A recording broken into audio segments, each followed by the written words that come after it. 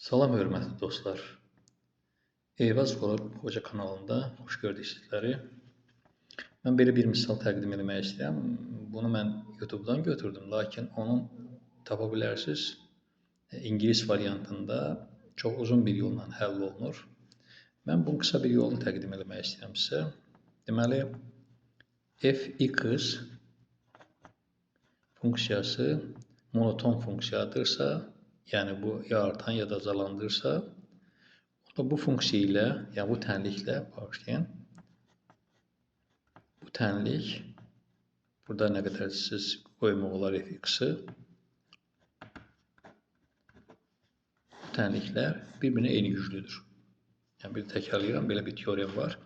Yəni monoton, əgər f(x) funksiyası monotondursa, onda f(x) bərabərdir x və f(x)in sonlu sayda müxtəlif funksiyalar, mürəkkəb funksiyasından ibarət olan bərabərlik bərabərdir x.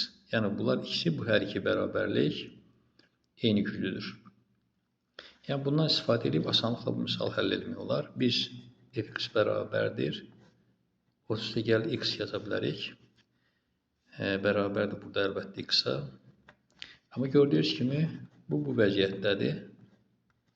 Oradan da bunun mürəkkəb funksiyasını yazsaq, 30 x-in yerini qoyacaq.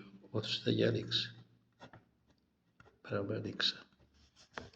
Fikir verirsinizsə, yəni əgər funksiya kök altda 30 x-sa, onda f(x) bərabərdir kök altda 30 yenə kök altda 30 x, yəni bu bərabərdir x-a.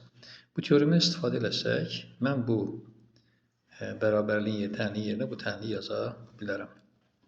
Kök altda 30 x bərabərdir x, çox sadə bir tənlik alınır.